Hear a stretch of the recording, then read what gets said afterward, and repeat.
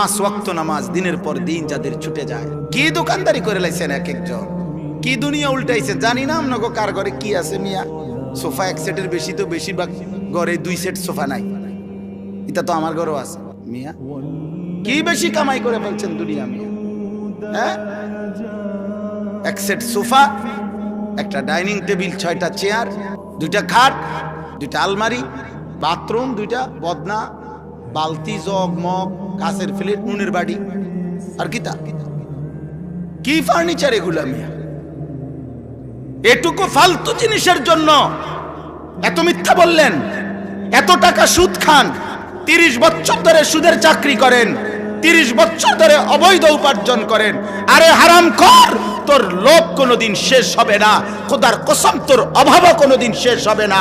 এই কিস্তি চলতে চলতে, সুদ চলতে চলতে, লোন চলতে চলতে কবরে চলে যাইবা, আর আখিরাতে জাহান্নাম ছাড়া আর কিছুই মিলবে না বেটা। কেউ মাতবরি করেন না, আমিও না, আপনিও না।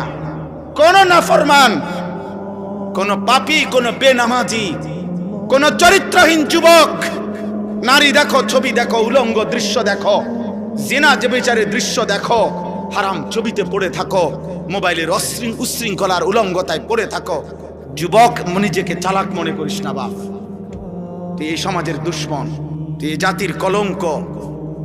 চরিত্রহীন যুবক, তুমি মায়ের অপমান, তুমি বাবার লজ্জা, তুমি ইসলামের অপমান, তুমি আল্লাহর নাফরমান, তুমি রসুলের দুশ্মন। পৃথিবী তোমারে মনে রাখবে না। এ বাতে খাইতে পারবা, দুনিয়ায় ভোগ করবা, বেডি সেবার, নারী সেবা, শরীর নাপাক করবা, নষ্ট করবা, অবৈধ বীর্যপাত হবে, হারাম বীর্যপাত, খালাস, আর কিছু হবে না। দুনিয়া মনে রাখবে না বাপ। শহীদ শরীফ ওসমান হাদি, এই ইমানদার যুবক রাহমাতুল্লাহ আলাইহি, আমি আজকে তার কবর জিয়ারত করে আসছি। তো এই ইমানদার যুবক, আমার মাটির এই সাহসী সন্তান, এই ইমানদার যুবক প্রমাণ করেছে একই সাথে ঈমান এবং দেশপ্রেম একসাথ করে শুক্রবার জুমার নামাজ পড়ে গুলিবিদ্ধ হয়ে মহান আল্লাহর কাছে নিজেকে পেশ করছে। আল্লাহ বলছে, হাদি, তোর প্রতি ফোঁটা রক্তের বিনিময়ে আমি লক্ষ কোটি মানুষের চোখের পানি ঝরাইয়া দিলাম।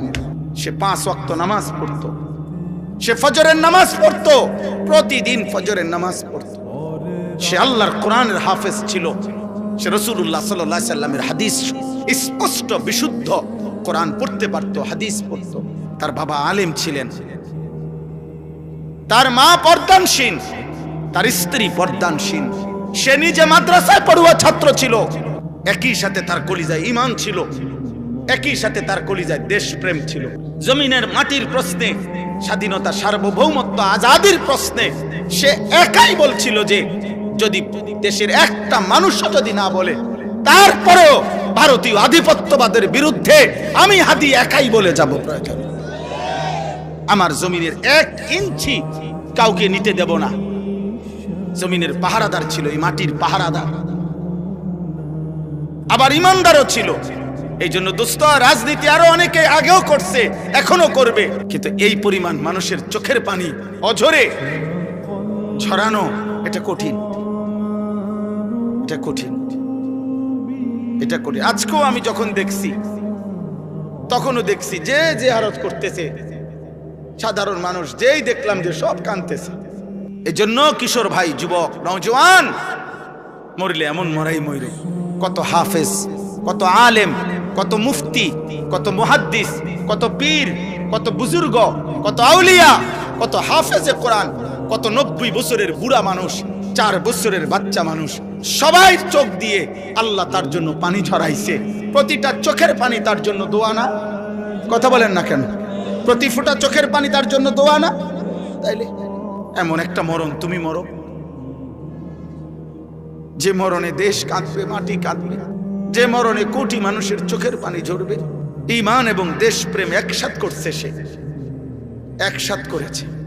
মাতৃভূমির প্রতিও তার অগাধ ভালোবাসা ছিল। ঈমানের প্রশ্ন, সে আল্লাহ তাআলার আনুগত্যশীল বান্দা ছিল। আলহামদুলিল্লাহ, আল্লাহ তার কবরকে নূরে নূরে মুনাফফার করে দেন। আল্লাহ তাআলা আমার উসমান হাদি রাহমাতুল্লাহ আলাইহি, এই সন্তানের প্রতি ফোঁটা রক্তের বিনিময়ে আল্লাহ লাখো কোটি যুবক তৈরি করে দেন, এবং এটা হবে ইনশাআল্লাহ। এটা হবে, এটাই হবে ইনশাআল্লাহ। কারো চোখ রাঙ্গানি, কারো ষড়যন্ত্র, কারো কোনো কিছুতেই আমার মাটির ইমানদার যুবককে 1 ইঞ্চি আজাদি, আমার কাটা তার আমার সীমান্তের 1 ইঞ্চি মাটি ইনশাআল্লাহ পার্শ্ববর্তী বেঈমান নিতে পারবে না ইনশাআল্লাহ। যুবক তুমি প্রয়োজনে লড়বে না, কিন্তু ইমানদার যুবক লড়বে, তুমি দেখো।